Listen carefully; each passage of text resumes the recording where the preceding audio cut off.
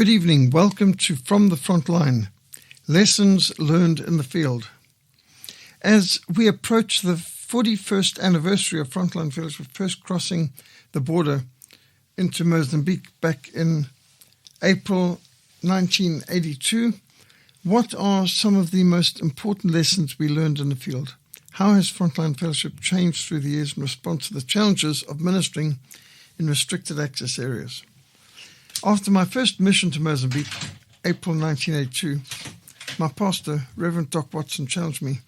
Many missionaries tell of what they have done. I would like to know what you have learned. That challenge has continued to inspire me to look deeper, to discover what God is saying in and through the many obstacles, frustrations, conflicts, and through every country I've had the privilege of ministering in. It has also led me to ask many questions. I've filled up many notebooks interviewing missionaries, pastors, refugees, chaplains, evangelists, teachers, survivors of atrocities, prisoners, soldiers, policemen, even several heads of state. Across 42 countries, I've worked in 38 countries, been involved in 8 wars and 3 revolutions in the last 41 years. The words of my first high school history teacher, Mr. Rhys Davies, who was also a Member of Parliament in Rhodesia, has also frequently echoed my mind. Always ask why. What is the context? Do not accept the official narrative. Beware the victor's version. Wartime propaganda all too often morphs into peacetime textbooks. Learn to think critically. Think outside the box. Dig deeper. You will not find the truth by accepting the standard narrative parroted in the news media or on Hollywood screens. Another piece of good advice I received after one of my early missions to Mozambique. After missions report back at a church in the Transvaal, one of the people mentioned to me at the door, "What you have to say is hard to believe. Next time, take pictures." Now that was great advice. I had not taken a camera or pictures on my first mission to Mozambique. I was so focused on the work to be done. But what he said made sense. Why should people believe what we were saying? How much more convincing to show them photographic proof? It's one thing to tell people that churches are being destroyed by communists or jihadists. It's another thing to document it with photographic evidence and eyewitness testimonies, if at all possible with dates, names, and places. On my first speaking tour to the United States in 1988, one man observed, "You present the problem and the threat of communism very well, but what hope do you offer?" Now this was a great challenge. Never again would I present any problem without concluding with a solution. Now what? What can I do? What difference can I make? Positive, practical, constructive suggestions and projects are needed to move people beyond information to inspiration and involvement. We not only educate, but we enlist people to make a difference. We must motivate them and motivate them to action. Regularly, when people have asked, "What can we do?" I would respond with the 5 I's. Information, intercession, involvement, implementation, and investment. My people are destroyed from lack of knowledge, we read. We need to be informed. Jesus told us we need to always pray and not give up. Luke 18. We need to be involved, as well as Nehemiah mobilized the people of Jerusalem to rebuild the walls and to defend their city. There is always something each of us can do practically and positively. There are strategies to implement. There are projects we can invest our time, talents, and treasure into. At the first evangelistic rally I attended on the night of my conversion, Sunday the 3rd of April 1977, the speaker, Reverend Rex Matthew, asked, "What have you done for Christ?" Christ's Great Commission must be our supreme ambition. His last command must be our first concern. Know God and make him known. The main thing is to keep the main thing the main thing. We need focus and energy. We need to aim for maximum impact. We need to work strategically. First, do research. Who is doing what and where? There is no need to reinvent the wheel. If a good resource already exists, use it. From our first mission, God guided me to network and to learn from those already in the field and to use those resources already available. So from the first days of Frontline Fellowship, World Missionary Press gospel booklets became a vital part of every outreach. WMP produces 50-page gospel booklets in over 300 languages. I've had the privilege of distributing over 7 million of the gospel booklets in nearly 100 languages across 38 countries. Gospel recordings, Bible media have also provided us with many thousands of gospel records, card talks, gospel messages, tapes, flip charts, and audiobooks and Bibles in more than 100 languages. We have used these to reach the illiterate in marketplaces, in beer halls, in prisons, in hospitals, military bases, refugee camps, on the street and hut to hut.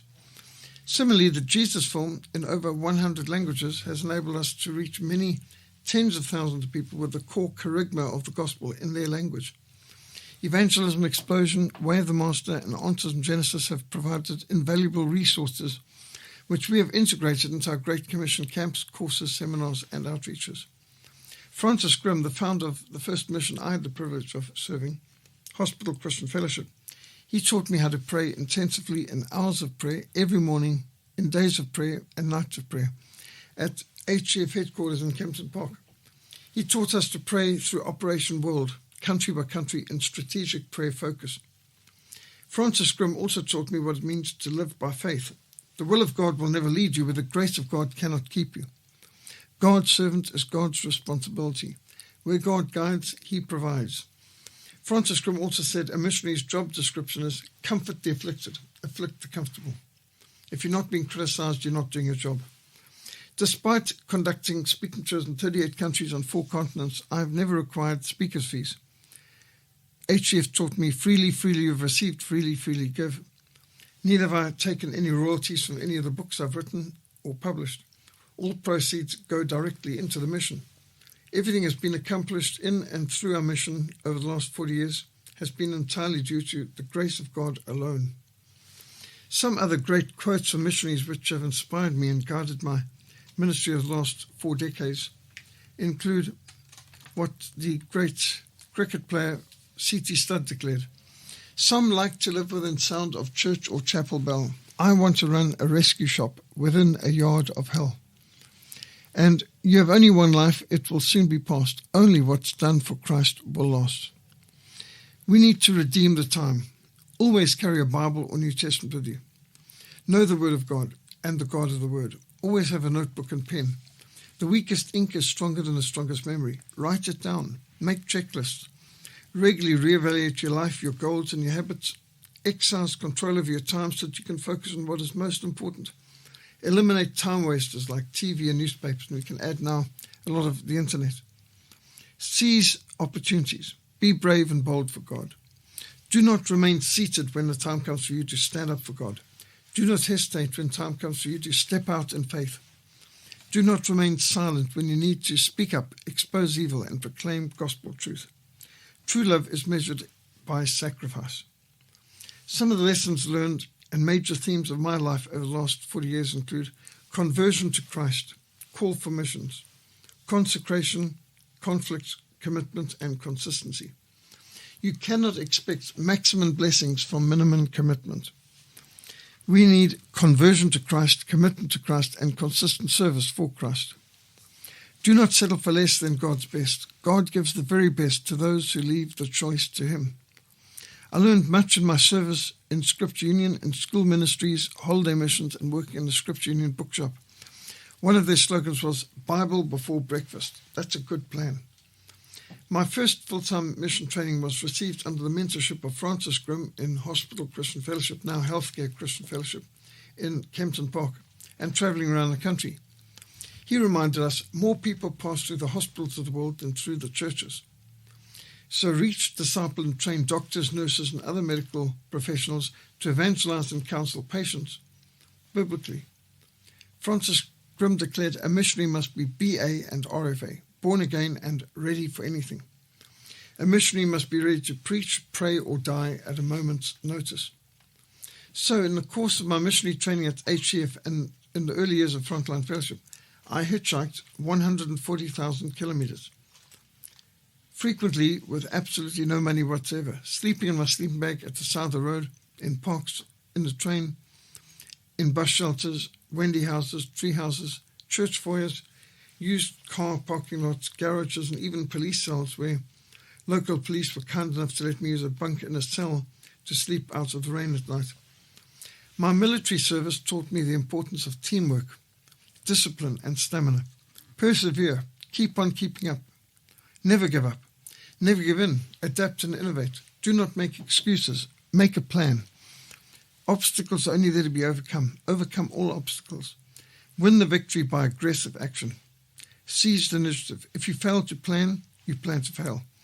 Victory loves preparation, training, and discipline.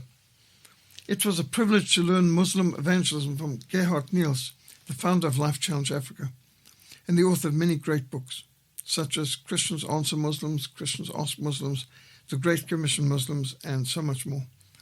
I had the privilege of going door to door with Gerhard Niels throughout the Malay Quarter, what they now call Burkop, learning how to interact with Muslims evangelistically, one-on-one.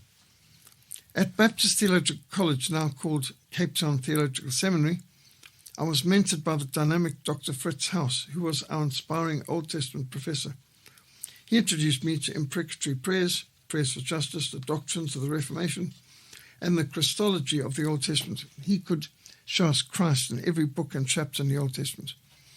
This all dramatically deepened my devotional and prayer life and widened my vision to work for Reformation today. Our Lord Jesus Christ said, "In this world you will have tribulation, but be of good cheer, for I have overcome the world." Our Lord also warned us that he did not come to bring peace but a sword.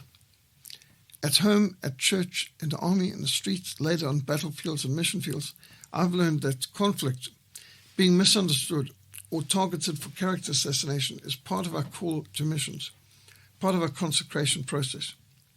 If you are not being criticized, you're not doing your job. Anything that moves creates friction. As Dr. James Kennedy told me, the only way you can avoid being criticized is to say nothing, do nothing, and be nothing.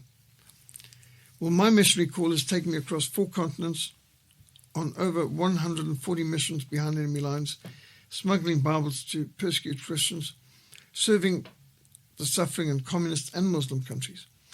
Often frustrations, sickness, opposition, and bureaucratic obstructionism would tempt one to discouragement and despondency.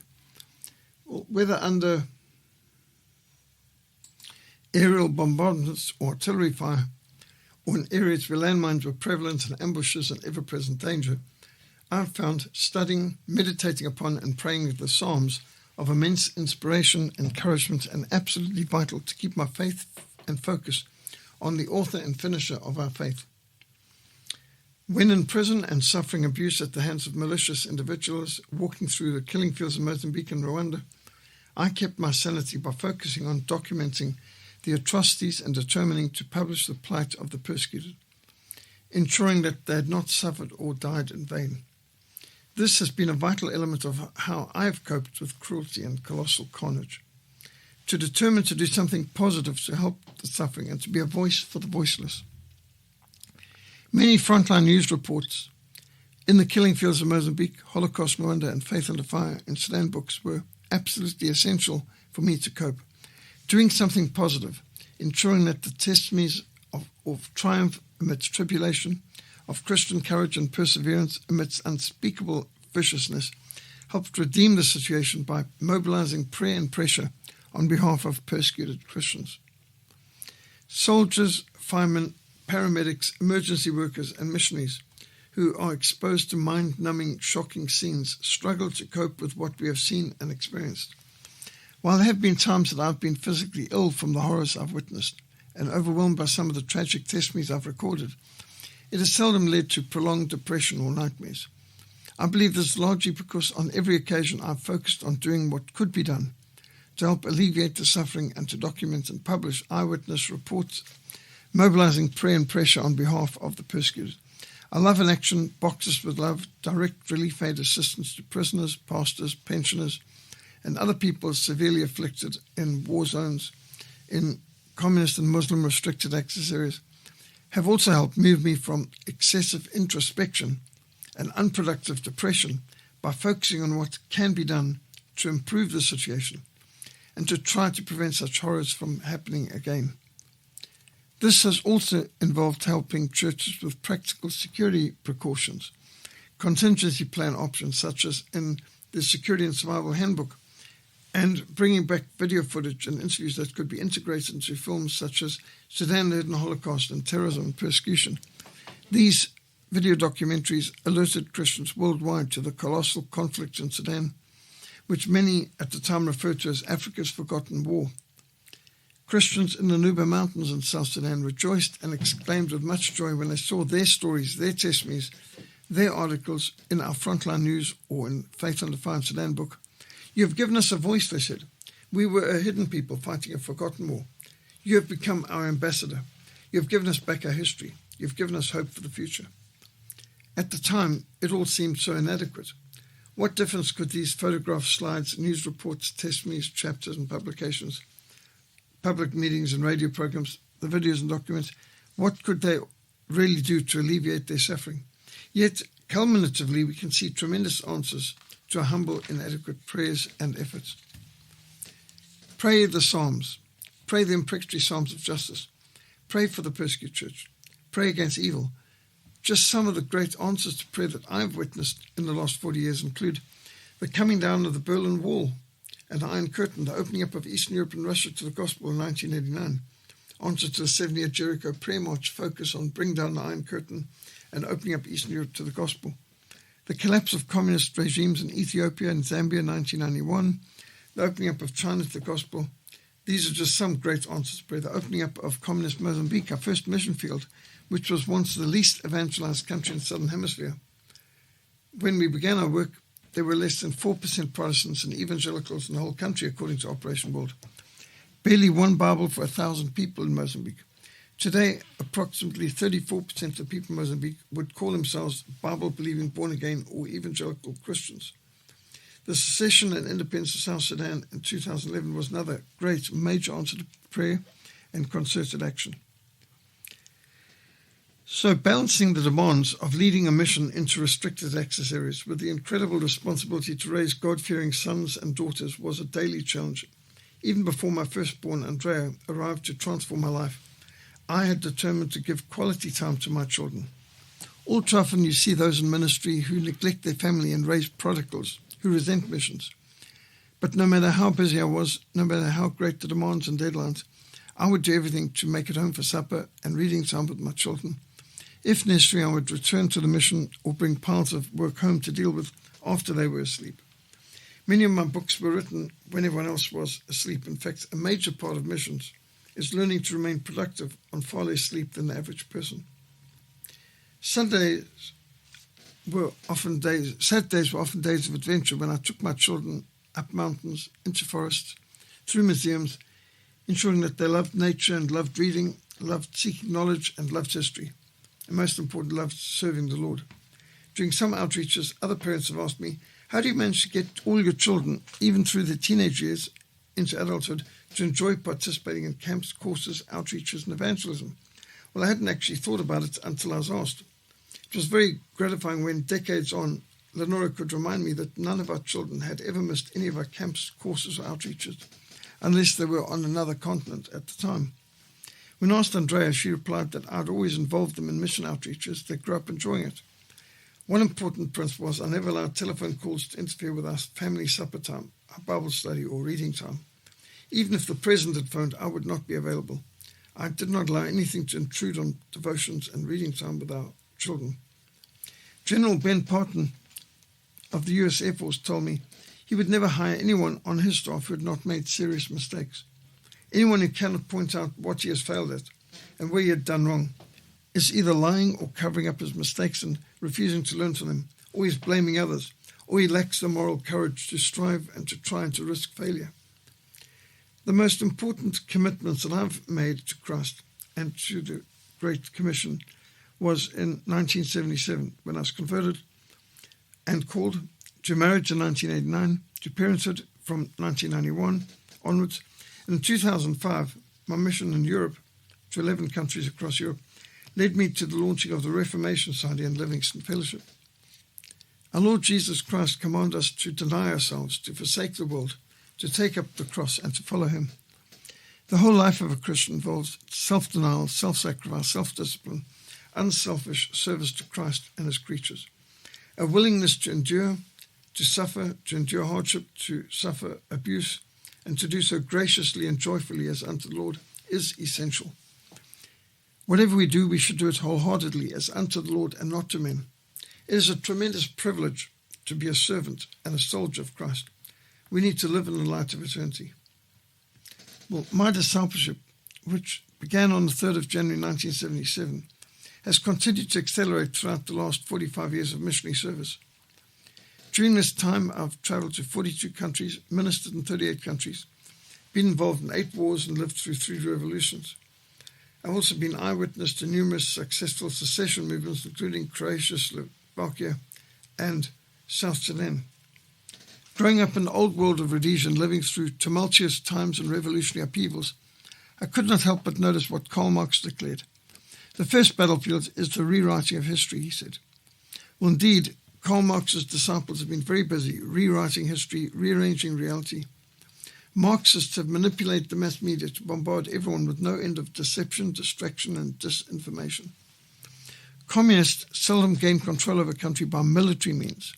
It's the Gramsci strategy, the termite strategy of infiltrating the 5 culture-carrying institutions of society: education, entertainment, news media, religious institutions, and political institutions. Cultural Marxism, subverting these pillars of civilization, has enabled the Marxists to weaken and undermine and even hijack societies. The cultural decay brought about by Marxism's corrupt and conquer, and the erosion caused by Marxism's confused divide and conquer strategies, have led to social upheavals and a breakdown of morals throughout much of the world. We are living in an age of revolution. When communism controlled 1/3 of the world's population, Rhodesia, Southwest Africa, and South Africa were in the very front lines of the hot part of the Cold War, resisting the southward expansion of Soviet-sponsored communist terrorism. The best form of defense is attack. The work of Christian missionaries, Bible smugglers, Christian radio broadcasters, underground churches, training chaplains for the resistance movements, such as Renamo in Mozambique and UNITA in Angola, all of this played a key role in undermining the communist states from within. With rising resistance in every part of the Soviet Empire, communism was defeated on the battlefields, such as in Angola, and eroded even in its heartland, in the Soviet Union. The fall of the Berlin Wall, the Iron Curtain, the breakup of the Soviet Union into 15 independent republics, marked a major watershed in recent history. With thousands of idols of Lenin toppled throughout Eastern Europe and Russia, even as far afield as Addis Ababa in Ethiopia, the threat changed. Recognizing this, in 1990, I launched the Biblical Worldview Summit to apply the Lordship of Christ to all areas of life. This involved conducting over 100 intensive Biblical Worldview camps, courses, and seminars in the Congo, in Malawi, Namibia, Nigeria, Romania, Sudan, South Africa, in Zambia and Zimbabwe. And during that same time, we've produced 8 different editions of the Biblical Worldview Manual. In 1991, I was led to launch Africa Christian Action to mobilize pro-life, pro-family initiatives to combat the corruption and degeneracy being promoted by secular humanists. To preserve South Africa as a missionary sending base, Africa Christian Action has been the front line of the battle for faith, the family, freedom, and the future. Africa Christian Action has organized the pro-life life chains, marches for life, protests to Parliament, prayer vigils, sidewalk counselling outside debaucheries, missions in the mall, distributing tens of thousands of leaflets and counselling hundreds of people in shopping centres. We also published vital books such as Fight for Life, a pro-life handbook for Southern Africa, Finding Freedom from the Pornography Plague, Make a Difference, a Christian Action handbook for Southern Africa, Biblical Principles for Africa, which has also been translated into Afrikaans and French, Pandemic, How the Pornography Plague Affects You and Your Family and What You Can Do About It, The Rise of the Gay GB and the Pink Inquisition, and the Christian Starter Pack, all were published to mobilize more prayer, Bible study, and action groups throughout Southern Africa. The Pink Agenda was the first book to be censored in the new South Africa, and it created such a furore that we had over 100 media interviews concentrating on its controversy. On appeal, the book was unbanned and quickly sold out. From the beginning, we were promoting home education, and in 1995, we launched Christian Liberty Books to import, export, wholesale, and retail resources, textbooks, and curriculums for Christian school teachers, home educators. CLB has over 6,000 titles available. Also in 1995, we launched the Christian Voice Marches to Parliament to protest the paganization of our country under Mandela's ANC. Tens of thousands of people responded to our challenge and participated in these marches, which persuaded the government to backtrack on some disastrous legislation, which could have seriously undermined religious freedom in South Africa. Out of these marches grew Radio Tygerberg, where we have for the last 27 years produced the Salt and Light program every week for Radio Tygerberg. And Radio Tygerberg has grown to be one of the largest Christian community stations in the country. To follow up on the churches we ministered in and to provide ongoing teaching and discipleship resources, we launched the Christian Action Network in 1994. CAN now represents well over 7 million Christians and 7,000 congregations, over 150 missions and ministries and organizations across 20 countries in Africa. Through CAN, or Christian Action Network, we mobilized the Coalition on Revival Reformation 500 movement with conferences and seminars throughout the continent. According to Operation World, there are over 100 million adult churchgoers in Africa who do not yet possess a copy of the Bible, not even the New Testament. So in 2002, we launched Literature for Africa, providing Bibles, New Testaments, Gospels, and Christian books to Christians throughout Africa. This has been a major emphasis of our mission. Over the years, I've persuaded authors to donate copies of the books to us, which we would make available for libraries for pastors and to add to Bible college libraries. Dr. James Kennedy was the first to respond to our challenge, and he sent us thousands of books. Dr. Noble and Robert Morey also sent us hundreds of their books. And then from 2002 onwards, we began to receive 20-foot containers shipments with an average of 17 to 18 tons of Bibles, books, Sunday school materials, evangelistic tracts at a time. This required a lot of organization and extra buildings to accommodate, to sort through, to categorize, to effectively distribute these great resources to those who most need, would most appreciate, and most effectively apply the Lordship of Christ to all areas of life. Literature for Africa now averages distributing between 100 tons to up to some years 200 tons per year of Bibles, books, Gospels, and Sunday school materials, all distributed completely free. To provide a uniquely practical missionary training program that is character-changing, nation-building, and culture-transforming, we launched William Carey Bible Institute in 2004. There is a tremendous need and hunger for literature and leadership training throughout Africa. However, one of the ongoing problems is that most of those who leave rural areas for urban training institutions never return to the rural areas. And they're lost to the rural community who sent them for further training.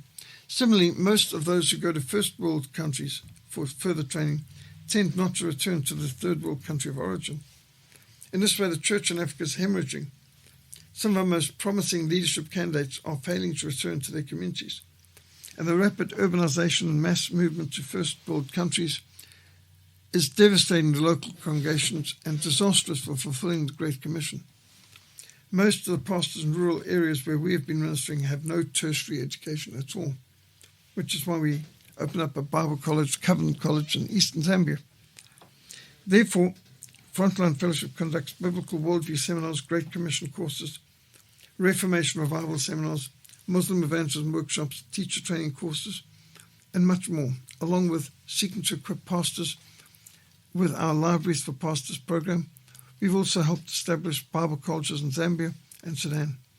Now, through William Carey Bible Institute, we are providing thoroughly reformed distance learning programs, providing pastors, teachers, and evangelists with excellent textbooks, literature, leadership training materials, audio CDs, MP3s, digital libraries, and a program requiring book reports and written assignments and practical assignments.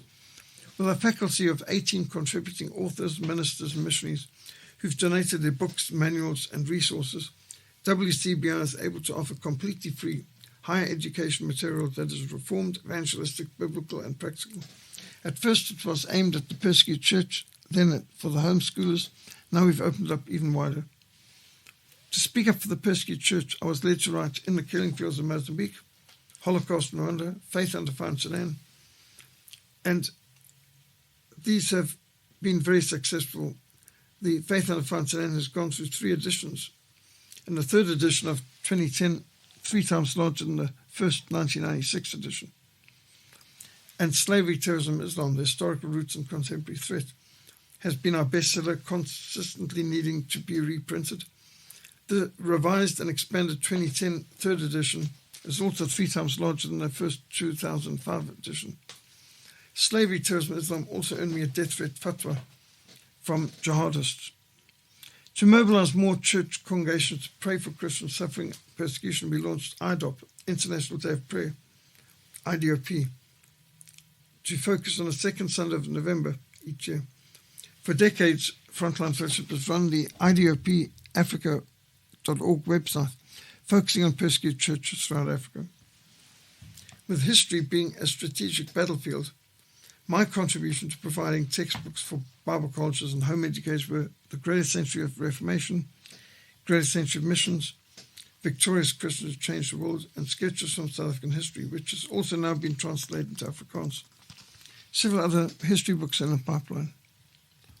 During my 2005 mission to Europe, I went through 5 weeks ministering in 11 countries across Europe in 2005. And out of this, I launched the Reformation Society, which has met every Thursday night since January 2006. Numerous books and videos and audios and book sets have been produced from these meetings, these weekly Reformation Society meetings, and our www.reformationsa.org website is now a treasure chest of articles, character studies, PowerPoints, audios, videos. For anyone who wants to learn about the Reformation or work for revival today, will find reformationsa.org website a treasure trove of info and links. There have been numerous other Reformation societies launched around the world inspired by this. In 2005, I also launched the Calvin 500 movement, which culminated in the 2009 Calvin 500 conference in Saint-Pierre in Geneva, Switzerland. It was an unforgettable week of inspiration and edification, meeting every day in Calvin's chapel, the original academy, Calvin's auditoire, where John Knox actually preached to English-speaking refugees in Geneva. It was also the site of the Geneva Bible Translation Project. The Reformation 500 movement, which I launched in 2006, culminated in the Reformation 500 conference in Wittenberg, Germany, October 2017. I compiled the 95 Theses for Reformation Today, which was translated into German, French, Dutch, Flemish, and Afrikaans, including many great quotes and scriptures from the Reformers on a whole range of issues. Many Reformation 500 conferences and seminars were held across Africa, Europe, and America. And at this time, I encouraged Dr. R.C. Sproul to produce a Reformation study Bible in time for this historic milestone. This he did. And he donated over 2,000 copies of his Geneva Study Bible for us to distribute to pastors across Africa, also known as the Reformation Study Bible. I also started to preach through every book in the Bible, summarizing each book of the Bible in one sermon and in a chapter in a book. And these Bible survey series on sermon audio, and we've donated hundreds of the books, Old Testament Survey, New Testament Survey, to Bible colleges, missions across Africa. Also in 2006, Livingston Fellowship was launched.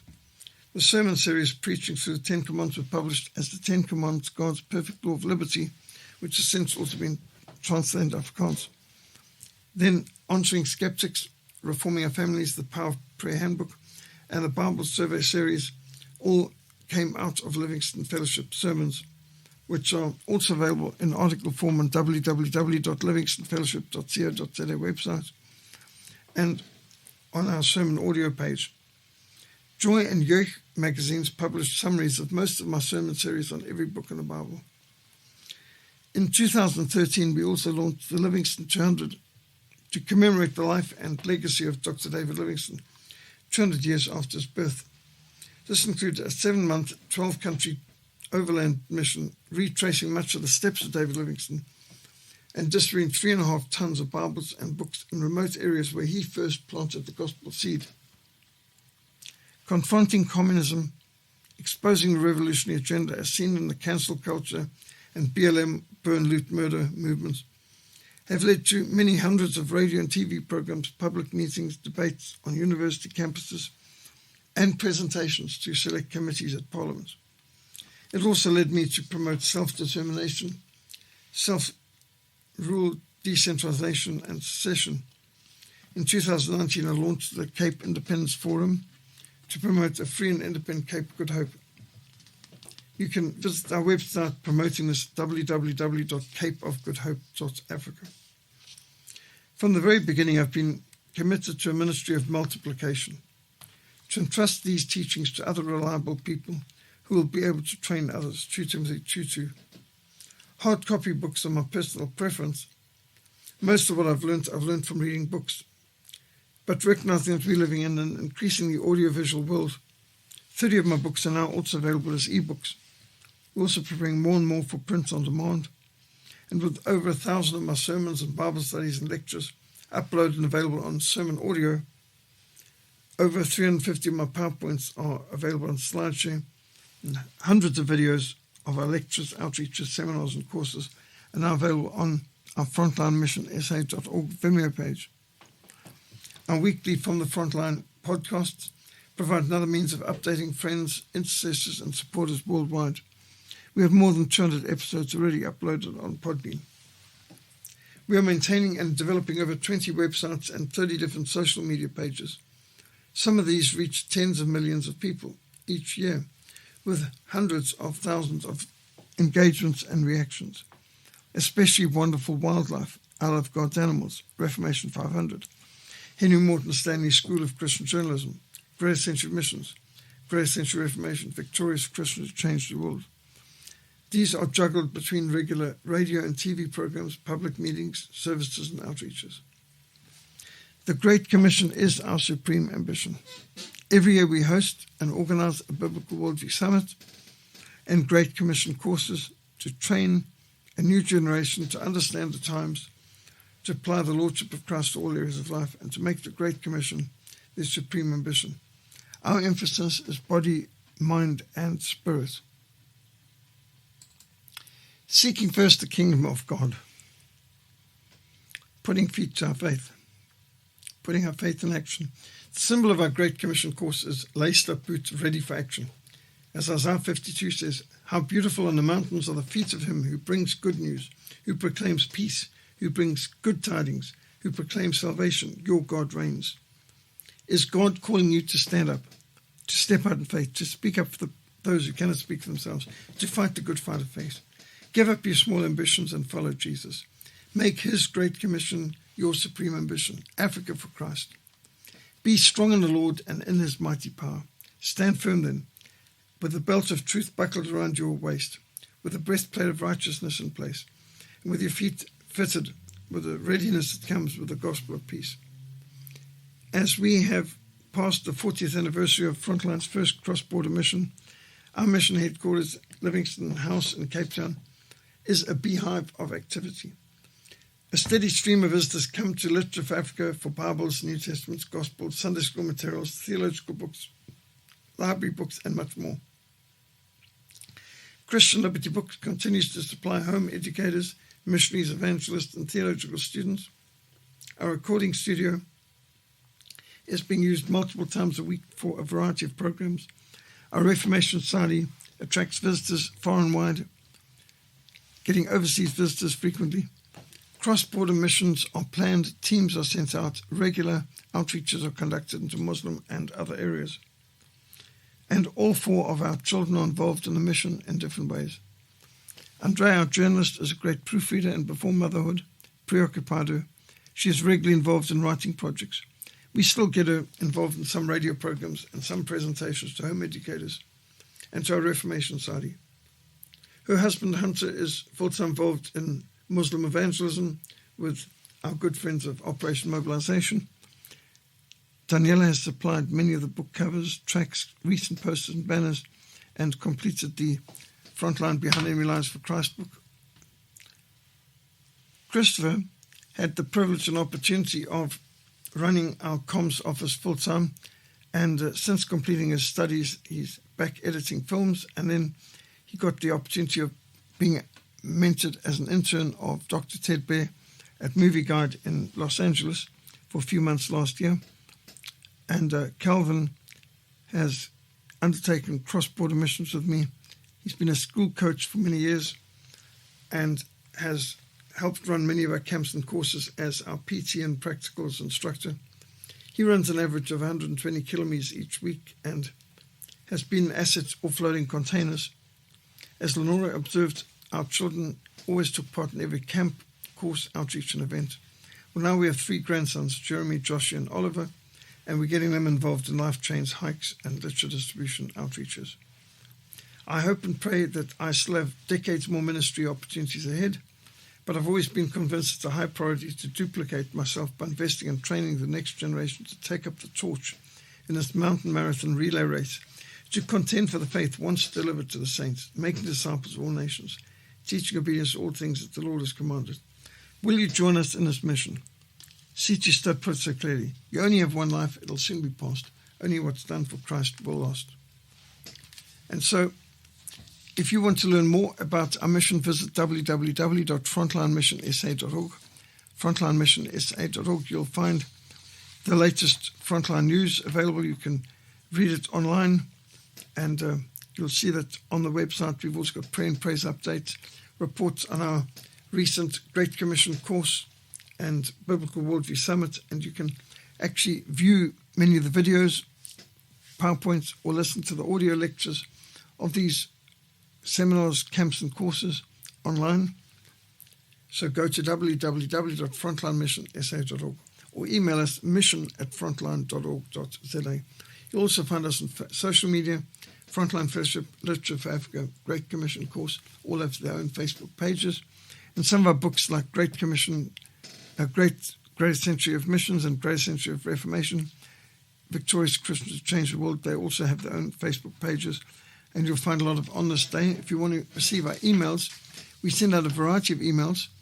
There's Gospel Defense League, Africa Christian Action, Frontline Fellowship, which specializes in the persecuted church. There's also Reformation Society, which will give you links to the audio visuals of the week. If you get on the Reformation Society website, you'll find that very helpful, because we send out each week a letter from the Reformation Society to those who ask to be on the mailing list for it, with a link for the latest from the Frontline, last week's Reformation Society audio and video links, this week's Reformation Society, what the subject is, and then details of the upcoming events like Christian Perspective on News, which I've got every Friday morning at 7:30 a.m. with Radio K Pulpit. You can see links to Livingston Fellowship sermons, audio and video of a whole range of different things, and also contact of our priority projects for prayer and action, normally at the end of the Reformation Society letter. So write to us if you'd like to be put in any of these mailing lists. Visit our websites and Facebook pages, like and share them. Thank you for your prayers and for your encouragement, without which none of our ministries would be possible. This is a faith mission, and we depend on people's support for the projects or purchasing our books. You'll find lots of great resources available, including free video, audio, tracts, and a range of free PDF books on the Frontline Mission SA.org website. What I've just given is a summary, an adaptation of the last 2 chapters of my book, Frontline Behind Enemy Lines for Christ, which is over 440 pages with over 400 pictures and maps covering the last 40 years of Frontline Fellowship. So Frontline Behind Enemy Lines for Christ is also available as an ebook and print on demand. Any questions, contact mission@frontline.org.za. Thank you so much for your prayers and for your encouragement. God bless and good night.